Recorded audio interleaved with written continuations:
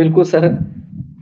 लेकिन सर, ये जो जिहादियों को जो लगता है कि जो उत्पात मचा रहे हैं ये मुफ्त का खा करके, सबसे ज्यादा जो सरकार का जो एक मुफ्त का चल रहा है कि कोरोना काल का फायदा वो जो मुफ्त में मिल करके खा रहे हैं और उस बंगाल में उत्पात मचा रहे हैं, उन्हें का सर पाकिस्तान दिखाई नहीं दे रहा। इस पाकिस्तान में लोग जिस ढंग से ये जो अलामा इकबाल ने जो सपना देखा था, आज मैं देख रहा था पाकिस्तान के टीवी चैनलों पे बड़े बड़े संपादक कह रहे हैं कि आप पाकिस्तान सरकार को सीधे मोदी के चरण में गिरना चाहिए और कहना चाहिए कि हमें अब बचा लो वरना हम मर जाएंगे।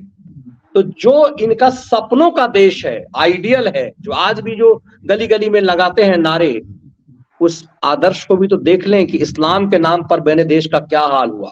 दुनिया में इस्लाम के नाम पर जो देश बना वो किस तरह बर्बादी, भिखमंगी, तबाही के नाम पे जी रहा है। ये सही ढंग से सुकून से जी रहे हैं इसीलिए क्योंकि ये देश, चाइना में इनकी दुर्गति क्या है कि पाकिस्तान या दूसरा देश उनको आज नमाज पढ़ने की इजाजत नहीं, दाढ़ी रखने की इजाजत नहीं है, कपड़े अपने हिसाब से पहनने की इजाजत नहीं है, लेकिन चाइना को बाप बनाए हुए हैं और यहाँ उन्माद फैला रहे हैं। जी, पाकिस्तान से कोई संदेश नहीं मिल रहा क्या सर इन जिहादियों को? नहीं मनीष जी, पाकिस्तान संदेश आप बात कर रहे, मैं आप बताता हूँ जरा, एक और दृष्टिकोण देता हूँ दर्शकों को, और कहीं हो तो उसको कमेंट में जरूर लिख दीजिएगा अगर आप असहमत हो। कि मनीष जी, इनकी हिस्ट्री यही है, इनकी हिस्ट्री। मनीष जी, देश सोने की चिड़िया था और हजारों साल के, मतलब चंद्रगुप्त अशोक के समय समझिए, तो वो संपत्ति थी। ये अनपढ़ गंवार उजड़, जो इतिहास बताता है, जो सब बताता है कि अनपढ़ भी थे, गंवार भी थे, उजड़ भी थे, ये लुटेरे 1100 के करीब आए। तो इन्होंने जो हजारों साल की इस देश की संपदा थी उसको इन्होंने 300-400 साल लूटा, उसी को आराम से ये रहे। लेकिन उसके बाद ये यहाँ भी भिखारी हो गए। ये यहाँ का सब खा पी के इन्होंने चाट डाला और ये भिखारी हो गए। अंग्रेजों ने इनको जुटियाया और यहाँ पे शासन कर लिया। कई, मतलब सब जानते हैं कि वो आखिरी मुगल जिसको कहा जाता है, वो एक मोहल्ले का राजा था।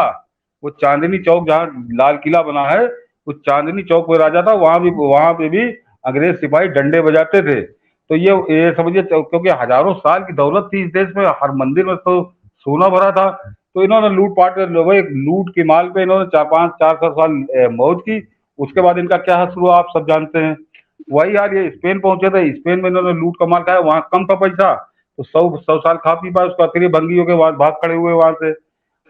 अब जरा ताजे पे आ जाइए। इनका ये तो मैंने 1000 साल की हिस्ट्री बताई।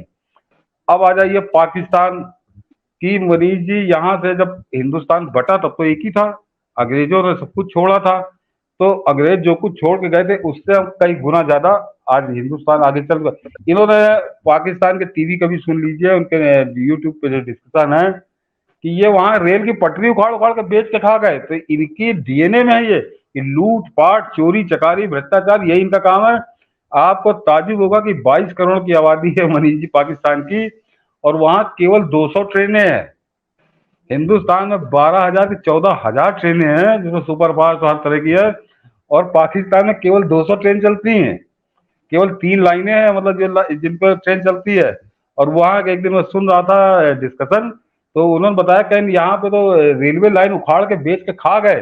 तो ये केवल लूट के माल पे या फिर कर्जे पे लूट, या तो लूट का मौका मिले तो इन्होंने देश को 60-70 साल लूटा पाकिस्तान को। उसके बाद वहां तो खा पी बराबर कर दिया, कर्जा मिलना बंद हो गया। तो अब सड़क पे आटा लूटने के चक्कर में मौत के घाट उतर रहे हैं। तो ये लुटेरी कौम है जो अनपढ़ है, गंवार है, उजड़ है। इनका ये इतिहास रहा है। मैंने 1000 साल का बता दिया कि पाकिस्तान जब आए थे तो ये बनवा दो, वो बनवा दो, खूब बनवाया। उसके बाद जब खुद कुछ न कमाया था, न कुछ किया था, तो औरंगजेब तब आते आते सब काम खत्म हो गया। उसके बाद बताया कि एक मोहल्ले का सम्राट था, वो बहादुर शाह जफर, चांदनी चौक का राजा था। उसको आखिरी मुगल के, हमारे यहाँ जो खैराती, ये वामपंथी दलाल, इन्होंने ऐसा महिमा मंडन किया कि पूछिए। ये नहीं बताया कि लुटेरे थे। 300-400 साल में इन्होंने 3-4 हजार साल की दौलत उड़ा डाली, खा डाली लूट के। और उसके बाद ये फिर भिखारी हो गए थे। अंग्रेजों ने इनको जुटियाया और सब कब्जा कर लिया। तो ये वो लोग हैं, इनके इनके बुद्धि नहीं है। ये इनको किस तरह से रखा जाए, इसको मनीष जी इंटरनेशनल स्तर पर चाइना बता रहा है, शी जिनपिंग बता रहा है, शिनजियांग प्रांत में उइगर के साथ क्या कर रहा है वो। ये इंटरनेशनल स्तर पे इसकी समस्या का समाधान चाइना बता रहा है, और राष्ट्रीय स्तर पर इस समस्या का समाधान योगी आदित्यनाथ बता रहे हैं। ये कैसे ठीक से रहेंगे। या एक और नाम, हेमंत बिश्व शर्मा बता रहे हैं। आप गौर करिए, वहां भी रामनवमी का जुलूस निकला, वहां भी पूजा हुई है, वहां भी नवरात्र मने हैं, और ये आसाम से कोई सूचना आई नहीं मनीष जी। जबकि जबकि और बंगाल की तरह वहां भी परसेंटेज के हिसाब से वो भी जिहादी वहां बहुत ज्यादा है, ज्यादा है, बंगाल से ज्यादा है, बंगाल से ज्यादा है। परसेंटेज के हिसाब तो से, परसेंटेज के हिसाब से हाँ, जी। हाँ, तो परसेंटेज के हिसाब से तो आसाम छोटा स्टेट है, लेकिन और सबसे कहा बांग्लादेश से लगी हुई सीमा है, बड़ी सीमा है। तो ये सामने उदाहरण है कि इंटरनेशनल स्तर पर चीन बता रहा है, और राष्ट्रीय स्तर पर योगी आदित्यनाथ और हेमंत बिश्व शर्मा बता रहे हैं, और एक आदमी और भी है मनीष जी, वो थोड़ा अभी लो प्रोफाइल है, लेकिन शिवराज सिंह चौहान के मध्य प्रदेश में भी कोई घटना हुई नहीं, क्योंकि उन्होंने योगी आदित्यनाथ से ज्ञान ले लिया, उन्होंने भी बुलडोजर का भरपूर इस्तेमाल शुरू किया था। तो उसके बाद अब के मध्य प्रदेश से भी कहीं कोई जोश नहीं आया किसी को। तो ये जूता खाते शांत रहते हैं बस।